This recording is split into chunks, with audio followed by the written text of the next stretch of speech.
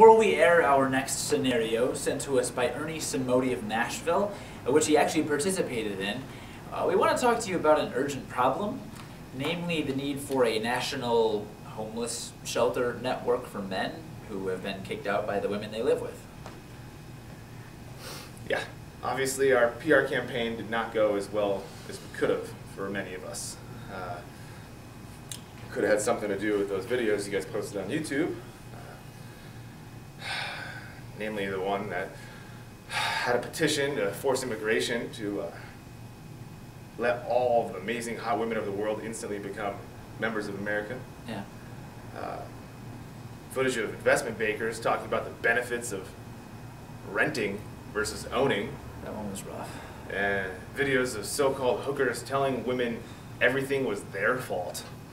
That my girlfriend turned out to be a spy. She'd only sleep with me so that I'd turn on my own kind. Dude, so please just give us a helping hand to those in need by volunteering your couch, your spot on the floor where sleeping bags can go, anything.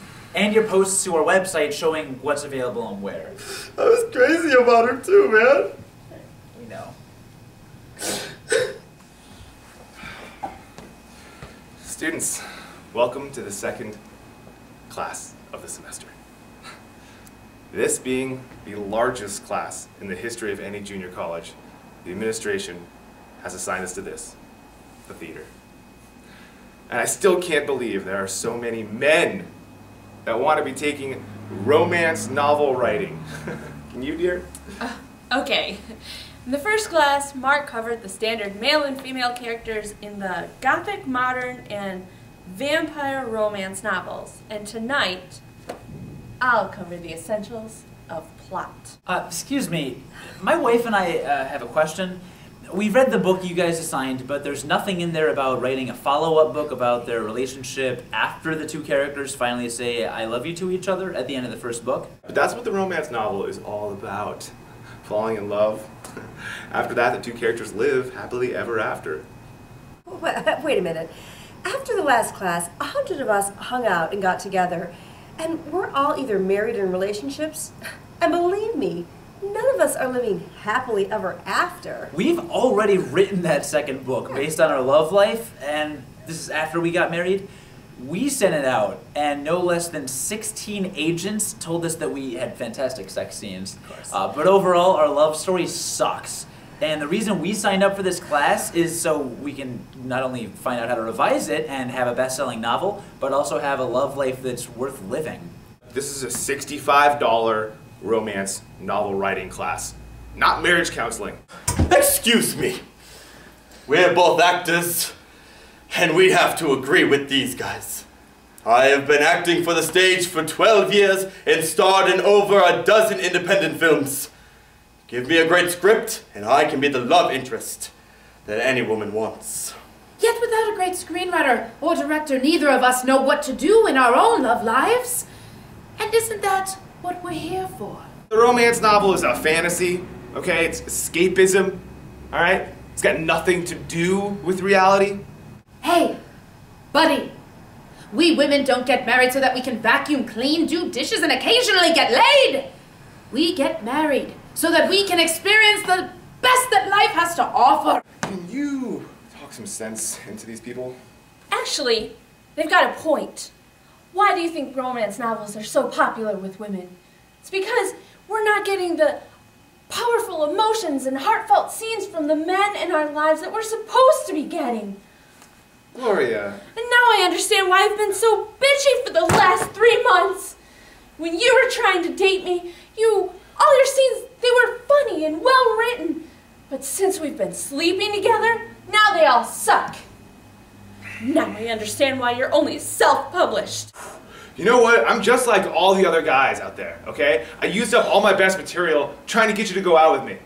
In times of great confusion, society always turns to its writers to make sense of things and show us, I don't know, how to be happy and have meaningful lives. And if writers have got nothing important to say about love, where else are we supposed to turn? To everyone in this theater, what do we want? To live out great love stories! And when do we want it? Now! What do we want? To live out great love stories! And when do we want it? Now!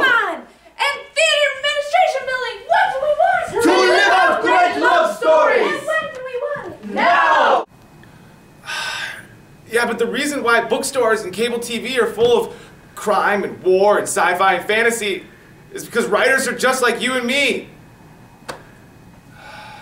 We're all amateurs in love, trying to figure out what we're supposed to do after you say I love you.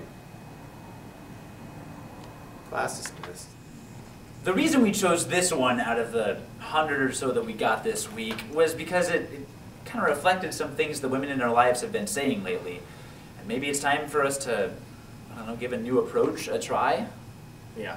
You know, coming up with cool scenes, both women and us, make it good enough to be in a romantic comedy and fun enough to act out in real life is really, really hard. Yeah.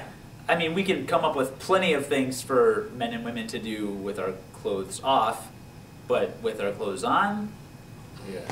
So please, email us all of your fun ideas, the things that we can do as couples or with members of the opposite sex, you know, be it in our neighborhoods, workplace, buildings of place.